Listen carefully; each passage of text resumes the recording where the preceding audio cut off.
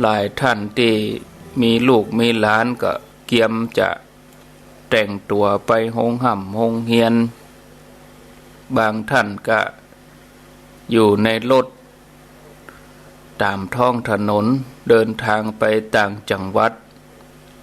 บางท่านก็ไปกาดจับจ่ายซื้อขายไปตามวิธีของแต่ละคนแต่ละท่านไปบางท่านก็นอนอยู่ในที่นอน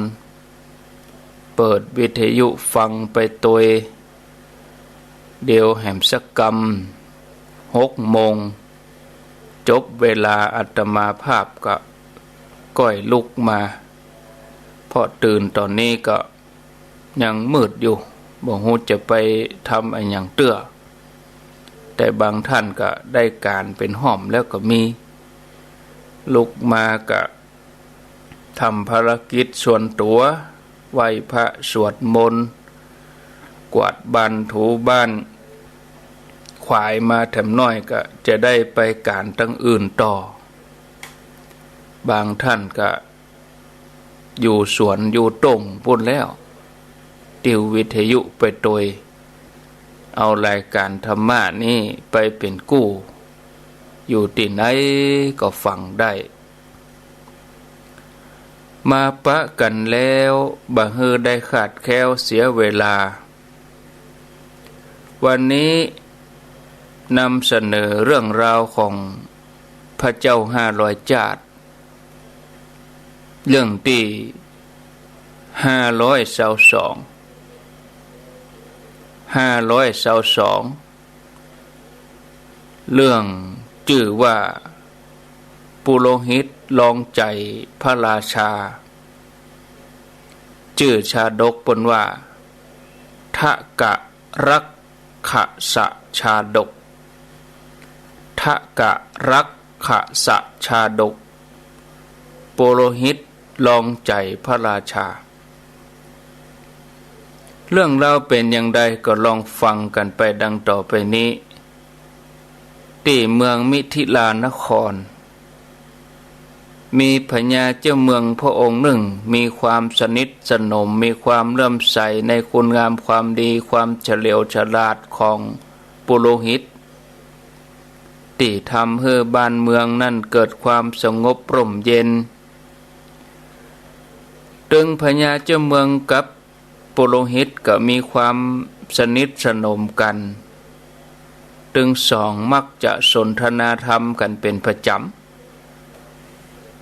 อยู่มาวันหนึ่งปุโรหิตกึดอยากจะลองใจพญาเจ้าเมืองว่ามีความปรารถนาดีต่อตัวเก่าก่อปุโรหิตก็เลยไปที่สำนักของปริภาชกเป็นปริภาชิกากรรมว่าปริภาชกนี่ก็คือเป็นนักบวชป่อจายปริภาชิกาเป็นนักบวชแม่หญิงเหมือนดังกับคำว่าตายกป่อจายตายิกาแม่หญิงอุบาสกป่อจายอุบาสิกาแม่หญิงเหมือนเดียวกันปุโรหิตก็ไปที่สำนักของนักบวชแม่หญิงของศาสนาหนึ่งเป็นปริภาชิกาแล้วก็ไปขอความร่วมมือให้นางปริภาชิกานี่ช่วยกึดอุบาย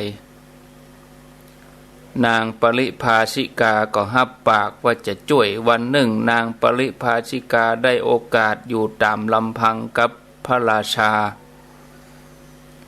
ก็เลยทูลขอถามปัญหาข้อหนึ่งแก่พระองค์เมื่อได้รับอนุญาตแล้วนางปริภาชิกานี่ก็ถามว่าสมมุติว่าพระองค์ทรงลอยเรือกลางทะเลมหาสมุทรพร้อมกับผู้ติดตามคือมีพ่อมีแม่มีน้องมีสหายแล้วก็มีพราหมณ์มีปุโรหิตทีนี้ก็มีผีเสื้อสมุทรยึดเรือนี่ไว้บังคับให้พระองค์ส่งคน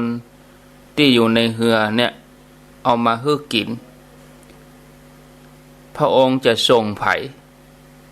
ตึงป่อตึงแม่ตึงมเหสีตึงน้องตึงสหายตึงพราหมณ์ตึงปุโรหิต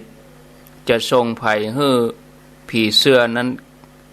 ผีเสื้อสมุทรนี่กินตามลำดับจะส่งไผ่ไปกินก่อนหลังพญาเจ้าเมืองก็ตอบว่าถ้าถึงตอนนั้นฉันก็จะส่งให้ผีเสื้อสมุทรกะเฮาจะให้กินแม่ก่อนเพราะว่าแม่เนี่ยนะบัดทำตัวเหมือนกับเป็นปูชนียบุคคลชอบแต่งตัวเหมือนสาวบ่เป็นไปตามวัยทำให้เฮาเนี่ยอับอายแล้วก็ทำกิริยาบ่เหมาะสมกับการที่จะมาเป็นมารดาของพญาเจ้าเมืองอย่างเฮาต่อมาเฮาก็จะส่งมเหสีไปให้ผีเสื้อสมุทรกินเพราะมเหสีนี่ชอบก้าแต่งเนื้อแต่งตัวชอบแต่เครื่องประดับเนี่ยซึ่งเฮาได้ให้แก่บุตรธิดาอื่นไปแล้วก็ไปเยื้อแย่งชิงเอามาหากบ่ฮื้อก็จะเคืองจะโคตรทำตัวบ่เหมาะสมกับตำแหน่งมเหสีเฮาน้องหรือว่าอนุชาหรือว่าน้องเนี่ยชอบดูหมิ่นเฮาเสมอว่าที่บ้านเมืองบ่เจริญเป็นอย่างอี้ถึงวันนี้ก็เพราะว่าพญาเจ้าเมืองบ่เอาใจใส่แต่ที่บ้านเมืองเจริญรุ่งเรืองเพราะตัวเขาเอง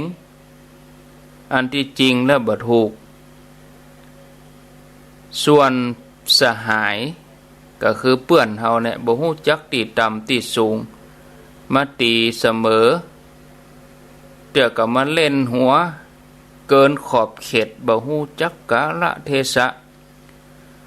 ส่วนพราหมณ์ก็เวลากราบทูลก็บ่ยำเกรงเนี่ยบ่มีความรู้สึกยำเกรงแล้วมาพอแววตาของพราหมณ์นี่บ่งบอกถึงความบ่จงรักภักดีอันหยังคนหมู่นี้มีความดีน้อยกว่าปุโรหิตจึงสมควรที่จะส่งให้ผีเสื้อสมุทรได้กินตามลำดับส่วนปุโรหิตนี่บ่สมควรตายเพราะว่ามีคุณงามความดีที่ไผบ่อาจจะเทียบเทียมได้โดยเหตุที่เฮากล่าวอย่างนี้ก็เลยส่งคนเหล่านั้นไปให้ผีเสื้อสมุทรกินนางปริภาชิกาก็ได้นำเอากรรมของพระราชาไปแจ้งแก่ปุโรหิต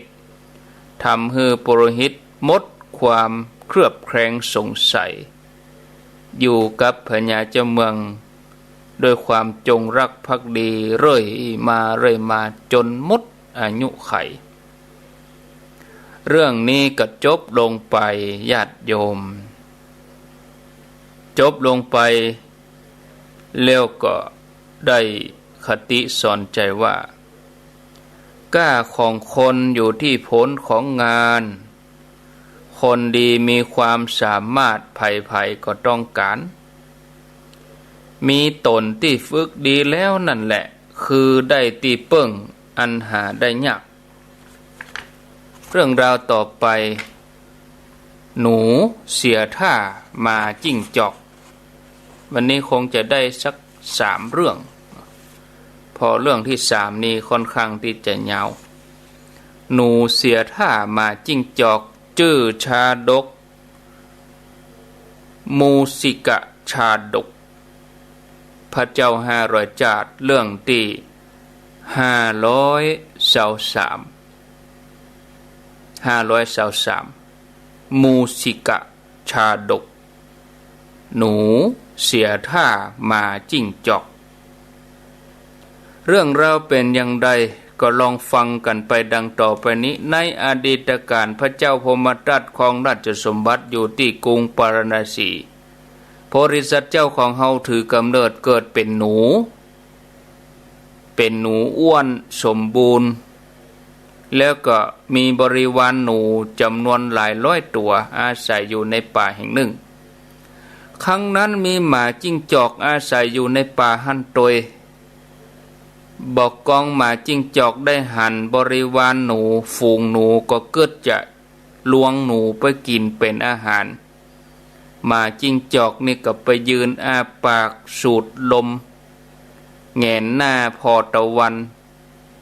อยู่บริเวณใกล้ๆจำนวนหนูนั้นโพธิสัตว์เจ้าอันเป็นหนูจ่าฝูงพอหันใส่หมาจิ้งจอกก็เกิดว่าคงจะเป็นสัตว์มีศีลก็เดินเข้าไปถามว่าท่านชื่ออันหยังหมาจิ้งจอกก็ตอบว่าเฮาชื่อธรรมิกะแปลว่าผู้มีธรรมะผู้ยึดในธรรมโพธิสัตว์เจ้าก็อู้โต้ตอบหมาจิ้งจอกอยู่มอกปอให้ปดีก็ลงเชื่อว่าหมาจิ้งจอกนั้นเป็นสัตว์มีศีลมีธรรมก็เลยพาลูกน้องมาปรนนิบัติดูแลหมาจิ้งจอกทุกวันเป็นประจำเปลี่ยนเวรกันมาเมื่อหมูหนูเดินทางออกมาหากินหมาจิ้งจอกก็จับหนูทีละตัวเอาตัวสุดท้ายมากินจนประชากรหนูเบาบางโพธิสัตว์เจ้าอันเป็นจ่าฝูงสงสัยว่าเป็นจะได้ลูกน้องหายไปกำตัวเดินกันไปเป็นหมู่หมาจิ้งจอกก็มาติเอาตัวสุดท้ายไปกินวันต่อมาก็เลยเปลี่ยนกันคือพญาหนูโพธิสัตว์เจ้าเดินตัวหลังตัวหมู่ตัวก้นเพิ่นหมาจิ้งจอกบ่ทันสังเกตตะคุบหนูตัวสุดท้ายแต่ว่าเป็นหัวหน้าจ่าฝูงโพธิสัตว์เจ้าก็เลยรู้ความจริงแล้วก็หนูโพธิสัตว์เจ้าก็ลบหลีกได้แล้วก็จี้หน้าด่าหมาจิ้งจอกว่าเจ้าหมาเจ้าเล่ห์หมาจิ้งจอกเจ้าเล่ห์เจ้ามาหลอกคือหาว่ามีศีลมีธรรมก็เพราะว่ามาล่อลวงเฮามาจะกินอย่างนี้เองแล้วหนูโพธิสัตว์เจ้าก็ลบหลีกกระโดดคบคอหมาจิ้งจอกแล้วบอกเจ้าหมูมาลุมหมาจิ้งจอกโดนคบตายคำตี้หมู่บรรดาหนูทั้งหลายเป็นฝูงเลยบินว่าวิ่งมาลุมคบซ้ำจนนำใจแล้วก็ปีกไปที่อยู่ของตัวเองเรื่องนี้ก็จบลงไปญาติโยมได้คติสอนใจว่าคนเฮานี่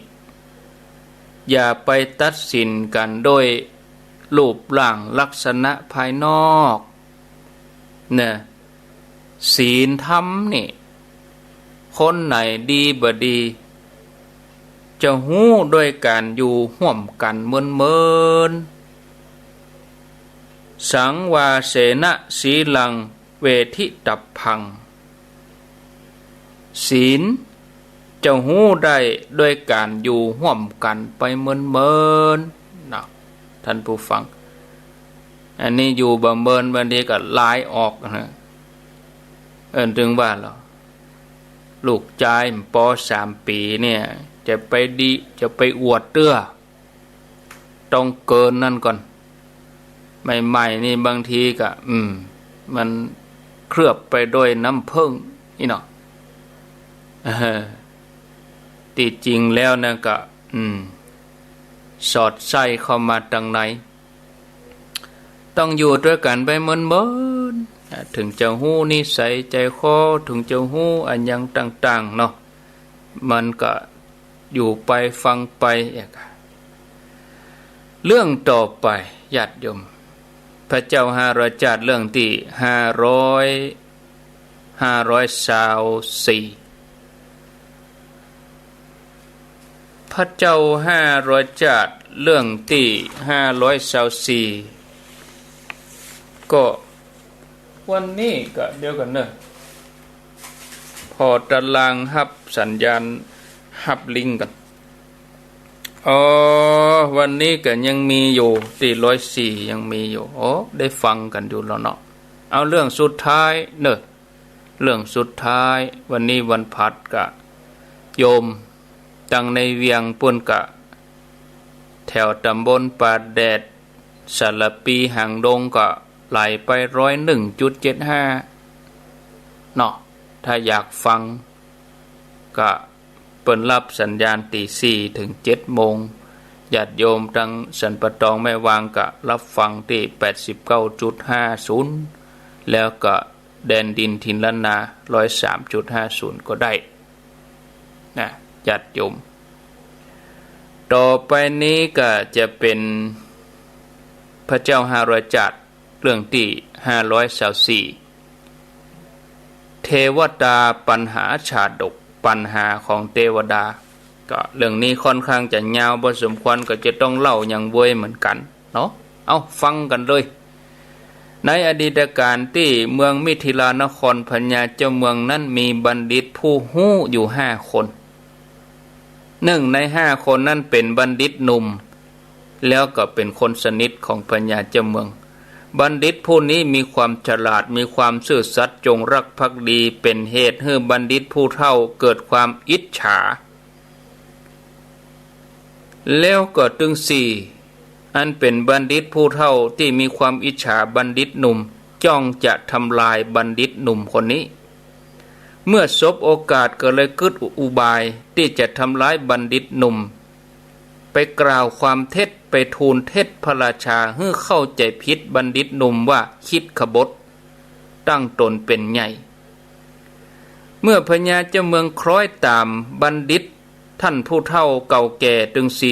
4กราบทูลเอาอย่างเป็นจริงเป็นจังตึง4นี่ช่วยกันพญาเจ้าเมืองก็มีใจโน้มเอียงไปในทางเชื่อบัณฑิตหนุ่มเมื่อถูกใส่ร้ายก็เลยตัดสินใจเข้าไปหาพญาเจ้าเมืองเพื่อจะอธิบายเหตุผลแต่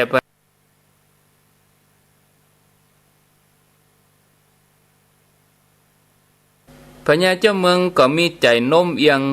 ไปในทางเชื่อบัณฑิตหนุ่มเมื่อถูกใส่ร้ายก็เลยตัดสินใจเข้าไปหาพญาเจ้าเมืองเพื่อจะอธิบายเหตุผลแต่พญาเจ้าเมือง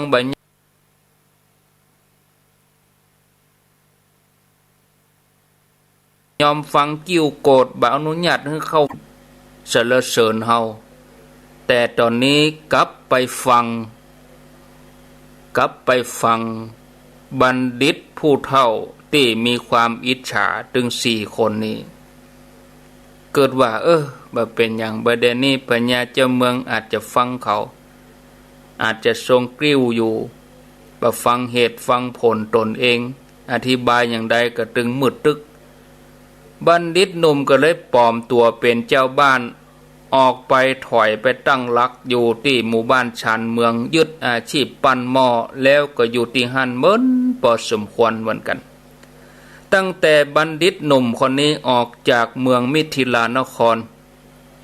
ก็บ่มีไผสามารถจะถวายการรับใจด้วยการฮื้อธรรมะอันดีอันสุขุมโดยอัดด้วยธรรมแก่พญาเจ้าเมืองก็ทำให้บรรดาเหล่าเทวดาบ่ได้ฟังธรรมไปตุยเทวดาเปิ้นก็สิ่งสถิตที่เสวตชัดในวังก็จำนวนนักเมื่อบัณฑิตหนุ่มบ่ได้มาอธิบายธรรมเทวดาก็บ่ได้ฟังธรรมตุยเทวดาทั้งหลายรู้ว่าบัณฑิตหนุ่มนี้ถูกใส่ร้ายด้วยความอิจฉาของบรรดาผู้เฒ่าทั้ง4ก็เลยกึดที่จะช่วยเหลือให้ปิกมารับราชการในวังตามเดิมเที่ยงคืนวันนั้นเทวดาปรากฏตัวให้พญาเจ้าเมืองหันแล้วก็ถามปัญหา4 ข้อหากว่าตอบบ่ได้เทวดาจะบีบหัวพญาเจ้าเมืองให้เลือดไหลแล้วจะบุบด้วยกระบองอันใหญ่พญาเจ้าเมืองตกใจแปลงหน้าเปิดเงา หือเลาะย้อยโซเทวดาก็ถามปัญหา4ข้อถ้าภาษาราชศัพท์หน้าเปิดนี่พระพักซีดเผือดก็หน้าเปิดนะเอาก็อู้กำง่ายๆบ้านเฮานี่เนาะเทวดาถามปัญหา4ข้อให้พญาเจ้าเมืองตอบปัญหา4ข้อนี่มีว่าจะใดข้อที่1ไผยิ่งเตะยิ่งต่อยยิ่งตีเฮาก็ยิ่งฮักเขาข้อ2ไผยิ่งด่ายิ่งแจ้งเฮาก็ยังฮักอยู่3ไผยิ่งใส่ร้ายป้ายสียิ่งเกลียดยิ่งโคดกันก็ยิ่งฮักเป็นทวีคูณ4ไผยิ่งคนเอาของเฮาไปเฮาก็ยังเคารพนับถือเขาอยู่ปัญญาเจ้าเมืองฟังปัญหา4ข้อของเทวดาเกิดบ่ออกบัดสามารถจะแก้ปริศนานี้ได้ขอพัดผ่อนตอบบ่ได้เตื้อเอาวันพุกก่อนเนาะเทวดาก็บอกว่าอย่างโตกมาเจ้าปัญญาเจ้าเมืองห้องท่านผู้เฒ่าถึง4ที่ประจบสพเก่งๆเป็นคนที่ขี้ประจบสพมีความอิจฉาแต่ตัวเองก็บ่จะมีความสามารถอันหยังหันเปิ้นมีความสามารถแทนที่จะยินดีกลับไปอิจฉาเป่าหูปัญญาเจ้าเมืองให้ไล่คนอื่นไปปัญญาเจ้าเมืองของห้องผู้เฒ่าถึง4นี่มาช่วยแก้ปัญหากำอั้นข้าก็จะเจ็บหัวเทวดาขู่ว่าจะบีบหัวเอาค้อนบุบหัวแต่ว่าบัณฑิตผู้เฒ่าถึง4กับเอาไปคนข้อไปปัญหาครบ4พอดีท่านทั้ง4ช่วยเฮากำแก้บ่ได้ญาติโยมถอยขวะบ่มีผู้ใดแก้ได้เลยแล้วก็ปากันกราบทูลลาปัญญาเจ้าเมืองหม่อมฉันเขาทั้งหลายแก้บ่ได้พระเจ้าข้าขอลากลับถอยเปิดปิกไปเลยปัญญาเจ้าเมืองจ้างว่าใหญ่ญาติโยมด้วยบาหันว่าจะมีไผจะมาเป็นที่เปิงแล้วก็แก้ปัญหาได้ตกดึกมาเทวดาก็มาทวงคำตอบปัญญาเจ้าเมืองก็อู้กับเทวดาว่าเจ้าเอาปัญหาเนี่ยนะมาถามเฮานี่เฮานักใจตอนเมื่อวันแต่เจ้า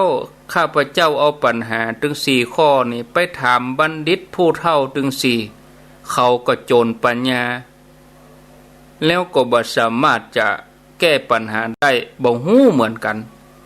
เขาก็บ่ฮู้เหมือนกันเทวดาก็ขู่ว่าก็ปู่เฒ่าถึง4นั่นจะไปฮู้อันหยังปัญหาของเฮานี่เว้นแต่บัณฑิตหนุ่มต่ออันแล้วก็บ่มีไผแก้ได้ถ้าแก้บ่ได้หันทีว่าพระองค์จะต้องสวรรคตตอนนี้เป็นแน่แต่ปัญญาเจ้าเมืองสั่นยงกลัวตายเมื่อโดนเทวดาขู่อย่างอันก็วันวิตกกลัวตายเจ้าตรูก็เข้าใจเห่งสั่งให้บัณฑิตผู้เฒ่าช่วยกันออกเสาะหาบัณฑิตหนุ่มเอาปิกคืนมาเฮาต้องการบัณฑิตคนนั้นมาแก้ปัญหาช่วยก็มาเอาเฮานี่จะตายเบรนี่เป็นกำกุดนะกินบ่ได้นอนบ่หลับมาได้2 คืนแล้วบึดเมื่อคืนแมลงก็บ่กล้าจะรับแถมกลัวเทวดามาทวงถามบัณฑิตผู้เฒ่าถึง4เมื่อรับราชโองการก็แยกย้ายกันไปเสาะหาบัณฑิตหนุ่มไปคนละทิศละทางคนละ4 ทิศบัณฑิตผู้เฒ่าที่เดินทางไปชานเมืองก็ไปพบหมู่บ้านช่างปั้นหม้อเมื่อเข้าไปถึงในหมู่บ้านก็พบกับบัณฑิตหนุ่มที่กำลังปั้นหม้อโดยขี้เปอะตัวก็เป็นขี้เปอะเนาะบัณฑิตหนุ่มหันใส่บัณฑิตผู้เฒ่าก็ฮู้ทันทีว่าปู่นี่ถ้าจะมาหาเฮาแต่ก็บ่แน่ใจว่าจะมาดีก็ว่ามาให้แล้วก็เข้าใกล้ๆก็ถามขึ้นว่าจะมายับเฮาไปส่งให้ปัญญาเจ้าเมืองกา บัณฑิตผู้เฒ่าก็ตอบว่าโอ้อีป่อมานี่ก็บ่ได้มายับเจ้าเนาะแต่ว่าบัดนี้มีราชองค์การเพื่อมาเจิญปิกไปในวังตามเดิม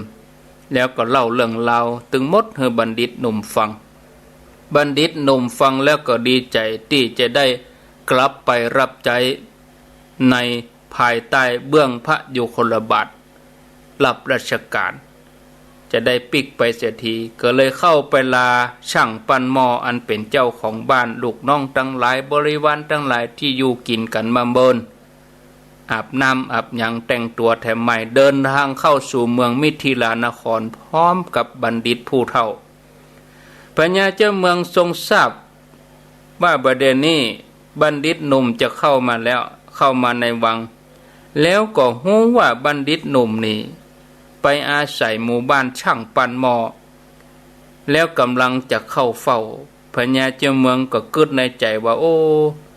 บัณฑิตหนุ่มคนนี้เขาเคยกึดขบถนะก็คงจะทำตัวเป็นใหญ่เป็นโตคงจะเอี่ยวหาสมัครพวกก็ยังเป็นละแวงเปิ้นอยู่นั่นเปิ้นจะมาช่วยแต่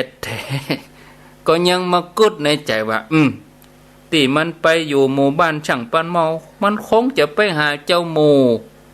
ไปหาบริวารไปหาพรรคพวกเพื่อจะมาริดรอนอำนาจคงบ่ทำตัวเป็นช่างปั้นหม้อสมถะคงจะไปประกาศตัวว่าเคยหับใจพญาเจ้าเมืองคงจะไปคุยโวโอ้อวดอันเนี้ยญาติโยมคนเมื่อคิดผิดแล้วเนี่ยมันจะมองผิดคิดผิดไปหมดเลยบัดดูสิ่งแวดล้อมนะกึดกับคนอื่นผิดมันก็กึดผิดไปหมดเปิ้นจะมาช่วยได้แต่ปัญญาเจ้าเมืองยังมากึดว่าเฮาต้องเชื่อแน่ว่ามันคงกึดบ่ดีกับเฮากึดขบถต่อเฮาเมื่อจะมาพญาเจ้าเมืองกึดอย่างอันแล้วก็เลยสั่งให้บัณฑิตหนุ่มจะมาก็มาจะเข้าเฝ้าก็เข้าเฝ้านะเมื่อบัณฑิตหนุ่มมาถึงเมืองมิถิลานครเข้าเฝ้าถวายบังคมนั่งตามที่สมควรพญาเจ้าเมืองก็มีปฏิสันถานมอกพอให้พอดีแต่ใจก็ยังระแวงอยู่ก็เลยตรัสเพื่อจะทดลองบัณฑิตหนุ่มทดลองใจบอกว่าเหตุใดเหตุเช่นไหนจึงบ่ปรารถนาครองราชย์แล้วก็ชิงสมบัติของเขาบัณฑิตหนุ่มกล่าวว่าธรรมดาบัณฑิตจะบ่ทำอย่างให้แก่ท่านที่ให้ความสุขแก่ตนบัณฑิตย่อมประพฤติชั่วบ่ทำตัวร้ายบัณฑิตประพฤติสุจริตพระเจ้าข้าพญาเจ้าเมืองก็ต่อแถมว่าธรรมดามนุษย์ขณะที่ได้รับความตกระกำลำบากจะนิ่งอยู่อย่างใดต้องดิ้นรนเพื่อความหลุดพ้นจากความลำบากนั้นเสียก่อนส่วนความผิดอันอย่างก้อยมาแก้ภายหลังบัดใจกาบัณฑิตหนุ่มก็กราบทูลพญาเจ้าเมืองว่าอันธรรมดาบัณฑิตบ่ได้ประทุษร้ายต่อผู้มีกุลแม้จะตกที่นั่งลำบากยากทุกข์เพียงใดอย่าว่าแต่มนุษย์เลยแม้แต่สัตว์เดรัจฉานก็หูกุลแม้ต้นไม้ที่หื้อห่มเงาบัณฑิตก็บ่หักกิ่งมานั่งเพราะผู้ที่ระรานต้นไม้ที่หื้อห่มเงาได้ชื่อว่าเป็นผู้ประทุษร้ายมิตรเหมือนอย่างพระองค์ที่มีกรุณาโปรดยศถาบรรดาศักดิ์ทรัพย์สินชลิงคารบริวารแก่ข้าพระบาทหากข้าพระบาทกึดประทุษร้ายกึดบดีต่อพระองค์ก็จะได้ชื่อว่าเป็นผู้ที่ชั่วประทุษร้ายมิตรหลังจากที่ยืนยันความบริสุทธิ์ใจของตัวเองแล้วบัณฑิตหนุ่มก็กราบทูลเตือนสติพญาเจ้าเมืองให้พิจารณารอบคอบจะไปฟังตัดสินใจคนอื่นโดยกำอู้กำกล่าวจากคนที่ประสงค์ร้ายคนที่อิจฉาครั้งบัณฑิตหนุ่มกราบทูลจบพญาเจ้าเมืองพอใจนะใจที่เคยมองแง่ให้ก็ไม้ไปดีไปพญาเจ้าเมืองก็ตรัสให้บัณฑิตหนุ่มขอช่วยแก้ปัญหาเทวดาให้เฮากำปัญหาเทวดา4 ข้อ บัณฑิตหนุ่มทราบปัญหาแล้วก็เฉลยปัญหา4 ข้อดังต่อไปนี้เวลาหมดไปเสียแล้ว คนเท่าใจเนาะบ่หมดแต่เหลือแหม20 นาทีคงจะจับพอดีญาติโยม ปัญหา4 ข้อที่1ไผยิ่งเตะยิ่งต่อยเขาก็ดีเขาก็ยิ่งฮักเฮาข้อที่1ได้แก่เด็กน้อยที่นอนอยู่บนตักแม่บางครั้งก็เอาตีนเข้าเตะเอามือเข้าบุบหน้าแม่ก็ยังมากึมาหอมอยู่เด็กน้อยทารกนี่นะแม่เอามาอุ้มบางทีตีนเตะตีนดิดแม้กระทั่งอยู่ในท้องเอาตีนเตะตุ๊บเอามือลูบลูกหักอยู่เกิดออกมาเป็นเด็กน้อยทารกอยู่ในอู่ให้แง่แม่อุ้มมาเอามือบุบพ่องเอาตีนเตะพ่องก็ยิ่งหัก2ไผยิ่งด่ายิ่งแจ้งแต่เกาะฮักเขา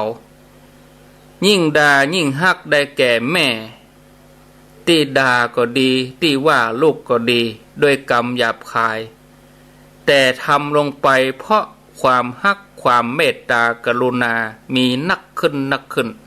3ยิ่งใส่ร้ายยิ่งหาความ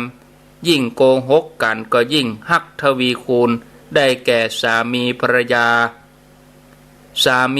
ยาบางทีก็กล่าวหากันไปมาเธอบ่รักฉันบ่รักเธอ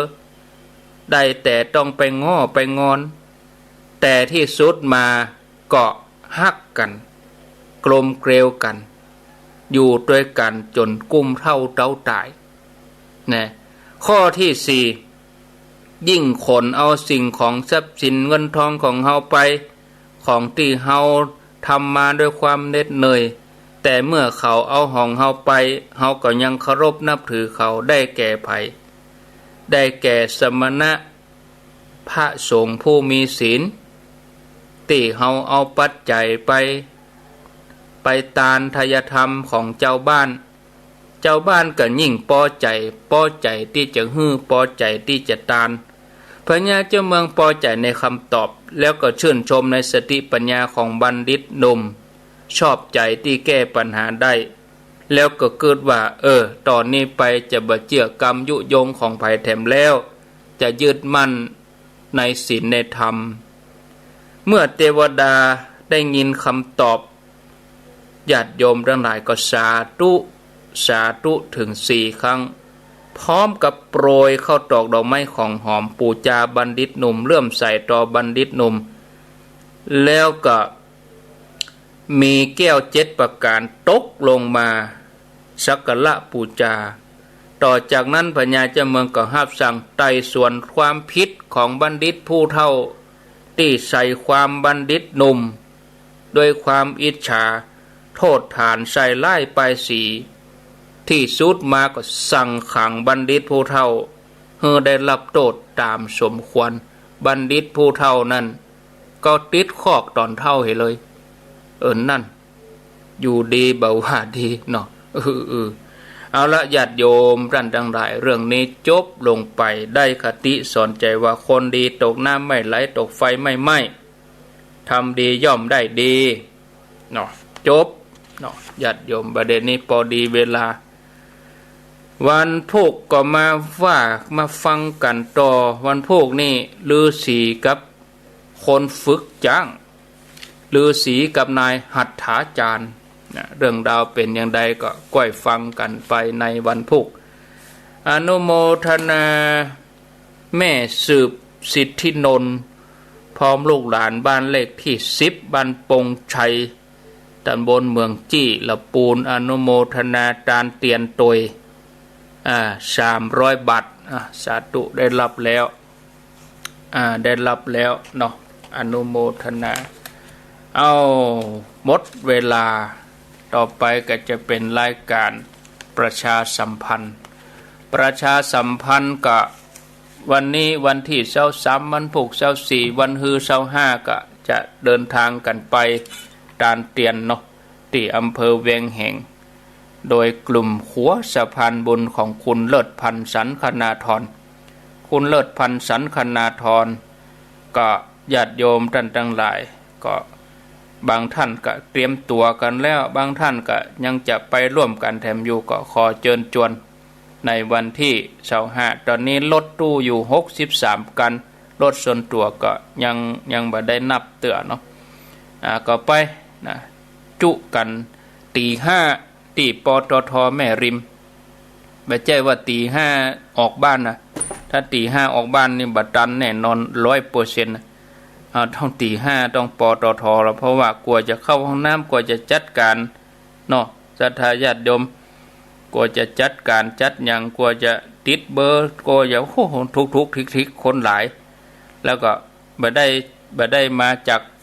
เฮาจัดกันกลุ่มเดียวด้วยหลากหลายด้วยเนาะโอ้มีหลายที่หลายแห่งเนาะก็จะต้องให้เรียบร้อยนะญาติโยมนะเฮาไปดีไปกันดีๆเฮาก็ไปปิกกันวันที่25วันเสาร์เนาะงานที่เวียงแหงอำเภอเวียงแหงอำเภอเวียงแหงนี่ก็ไปตานอยู่3จุดแรกนี่7วัด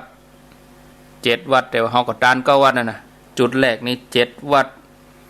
แล้วก็จุดที่2นี่ก็แหมวัน2แล้วก็จุดที่3นี่ก็แหมวันก็เป็น9วัดตอนนี้ก็ขอทวนรถเถอะสักหน่อยหนึ่งรถ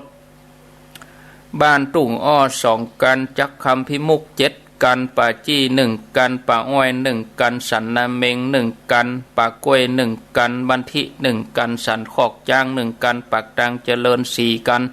เวียงตาการ1กันหนองเหียง1กันคลื่นแดนดินถิ่นล้านนา1กันแม่ทางฮอด3กันดงขี้เล็ก1กันบ้านร่องขุด2กันน้ำโทง1กันเวียงทอง1กันโป่งป่าตอง1กันเวียงปะเป้านะแสนกันทา1กันหางดง1กันต้นแห่นหลวง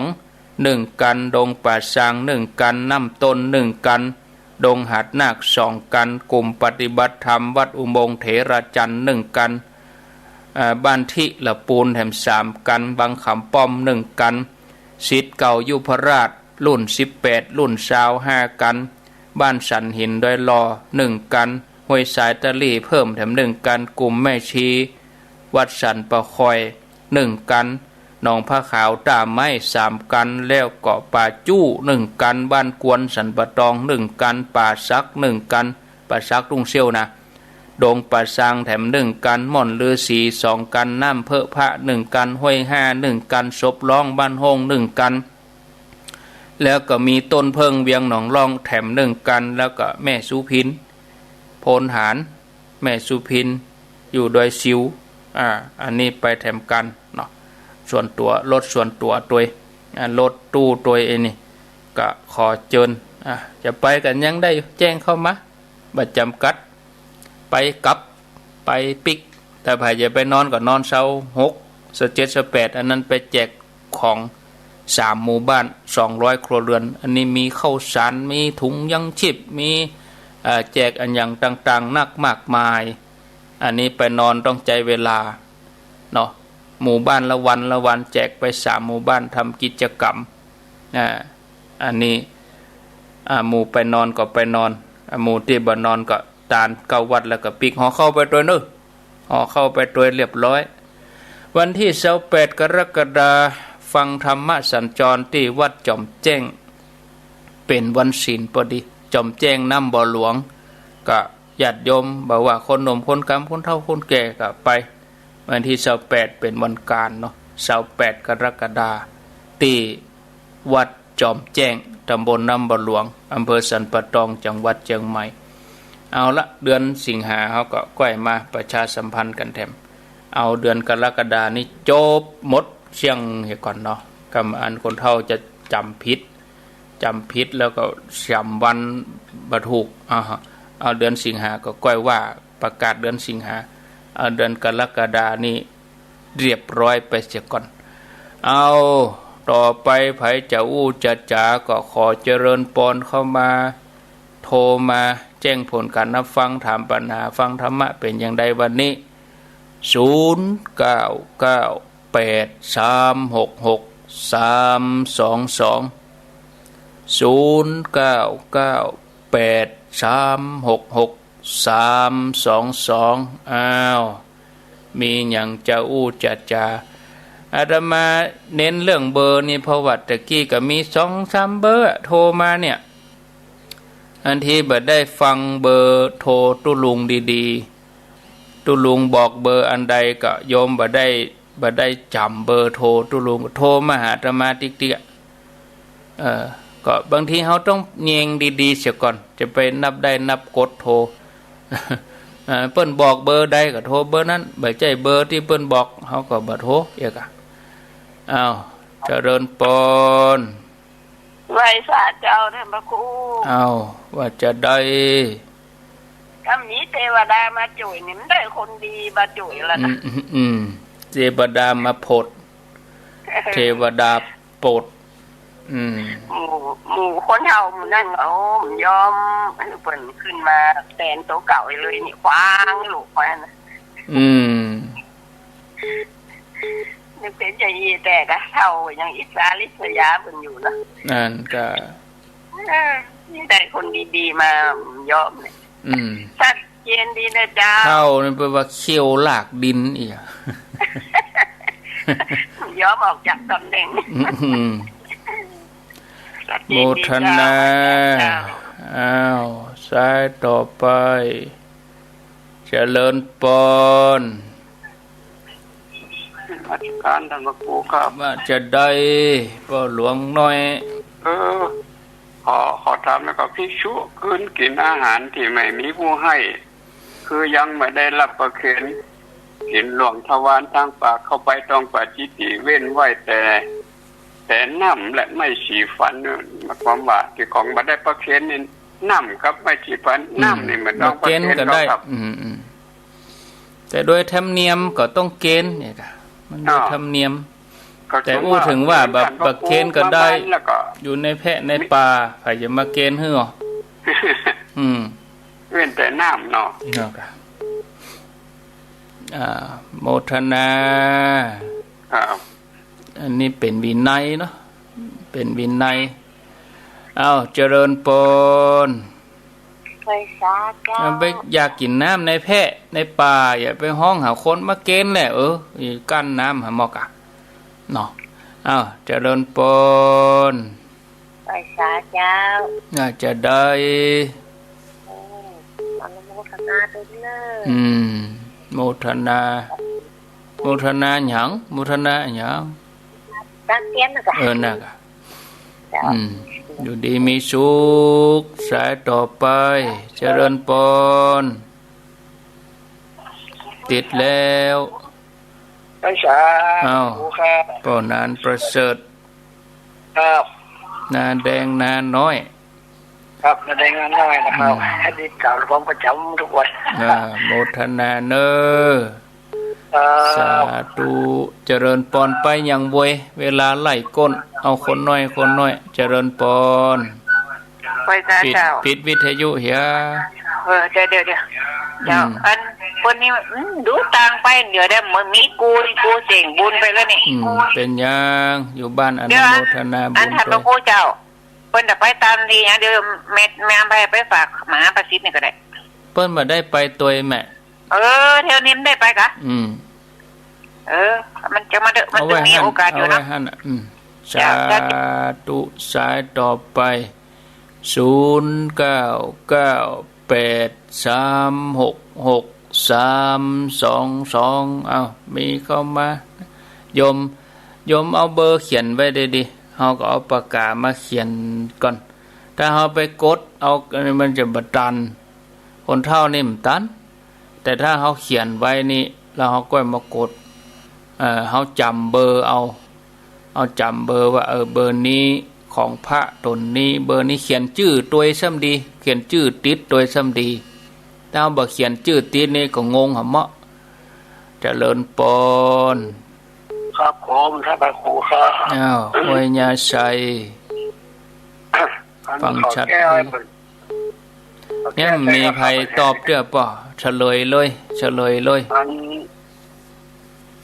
สาวทองครับเอาปัญหาว่ามาก่อนปัญหาคือหยังอะไรอันปัญหาว่าอันเมื่ออะไรมีต้นเลวคือว่ามันเสาทองครับอันยังอะไรมีต้นเดียวเอาปัญหาครบกะตายครบกะว่าใหญ่ก็ปัญหาว่าได้ก็ไม่อะไรมีต้นเลวไม่มีกิ่งมีง่ามมีแต่ใบเดียวเสาธงมีใบเดียวอีเนาะครับเสาธงครับสาธุเสาวิทยุก็ต้นเดียวหรอเจริญปนดีแล้วสาเจ้าพระอาจารย์เจ้ามันจะได้แต่ว่าแล้วมีวันอาจารย์ออก9 อัน 88 5.2โอ้ใจดีบ่าย3 โมงเจ้าแม่อยู่ไหนแม่อยู่สายแม่ลายเจ้าแม่ลายเจ้าได้ยินอยู่มันแม่ลายอันนี้ป่าบงเจ้าภาพเตจ้าเจ้าป่าบงไหนแม่ป่าบงที่บ้านเฮาเนี่ยกะเปิ้นเอาออกแม่ไหลจักเขา3 โมงฟ้าผ่าอาจารย์ออกคืออาจารย์ต้องไม่เจ้าว่าเปิ้นเอาออกกะเจ้าเวลาได้ยินแต่ว่าอันนะเวลากี่โมงเวลา3 โมงเจ้าถึงจบเลยก่อนใจดีใจบ้าเดี๋ยวกะฟังใจดีเดี๋ยวถามข้อมูลก่อนกะถามข้อมูลก่อนกะเปิ้นออกบ่ใช่ออกดึงวันกะเป็นบางวันวันพุธหรือว่าเจ้าก็นั่นเนาะเพิ่นบ่ใช่ออกดึงวันเป็นบางวันกะอันนั้นหมอแม่กันใจดีใจบ้านได้ฟังอาจารย์มาวันก็ได้ยินเนาะเบิดก็ลองพกฟังพอเด้อเจ้าบางทีอาจสถานีก็อาจจะสดไปปูนพ่องก็บ่ฮู้อันใดเป็นได้บางทีเปิ้นว่างเปิ้นก็เอาสัญญาณออกไปเวลาว่างเปิ้นก็เกาะไปบ่ได้ลงผังแน่นอนเจริญปนเจ้ากราบไหว้สาเจ้าท่านพระครูเจ้าแม่ฟังอยู่เด้อโทษจากดังใดห้วยโทษนะเจ้าห้วยโทษชัดเจนดีเนาะเจ้าชัดเจนดีเจ้าอนุโมทนาเจ้าท่านอาจารย์นี่มันจึงมีเจรจาไปอย่างระยะนอกพระครูเนาะสาธุที่สนใจดีเจ้าโมทนาเนอสายต่อไปคนน้อยจะหมดเวลาเจริญปนเจ้าโทษจากดังใดโทษจากไหนโทษจากน้องแต้นแม่ประณีกะเจ้าได้ยินทีก็ชัดดีก็แม่ประณีเจ้าโทรหาก็เตือนมันบอกให้ติดจ้ะวันนี้จับแล้วเหรอวันนี้จับแล้วอนุโมทนาเนอจ้าน้องแต้นมีสุขน้องแต้นสายต่อไป0998366322เดี๋ยวจะได้ลากันแล้วสายสุดท้ายมีก็ถ้ามีก็ลาเนาะสุดท้ายเจริญปนเจ้าไว้แต่เจ้าจากที่ไหนอันได้พี่แม่ดงประแซงเจ้าดงประแซงเจ้าอันรถการที่36เนี่ยใครเป็นคนโทรเจ้าเปิ้นจองหลายที่เปิ้นจองที่อันของอันอุ่นเลิศพันก็มีก่อนเจ้าเขาอันนี้การหาเป้าหมายค่ะนี่นะแล้วก่อนไปเหรียญเขาเนี่ยนะบอกให้พี่วันจองเนาะก็ได้ยินท่านอาจารย์ประกาศแล้วนะเจ้าแล้วก็ไม่ได้ยินมาลูนไม่เป็นไพ่ก็ไปไล่แหนดงประแซงก็มามีไผ่เนาะโอ้โหเป็นยังเรื่องไปปะกันพูดเนาะเจ้าแบบเป็นยังนะเจ้าเป็นยังเจ้าแต่ไม่แต่ไม่เป็นไรไปกี่กันก็ได้ดงประสัง5 กันอีกก็ไปเป็นยังช่ำดีถึงจะไปกันเดียวบางทีอย่างเงี้ยเพราะว่าเพิ่นบ่ได้แจ้งเฉพาะตีตมาแจ้ง2 ตีบางทีก็จื้อซ้ำก็มีบางทีก็ลงแจ้งถึง2 ตีก็มีบางทีก็สับสนไปอาจจะบวกลบประมาณนี้63-64 กันเนาะบ่เกินกว่านี้หรืออาจจะลดอาจจะเพิ่มก็อย่างใดก็ว่ากันไปลาไปก่อนเน้อศรัทธาญาติโยมเวลาหมดลงไปเห็นแล้วก็ขอบคุณสถานีที่รับสัญญาณถึงเวลา6 โมงจะได้บึดแมลงก็ค่อยฟังกันเต็มกำ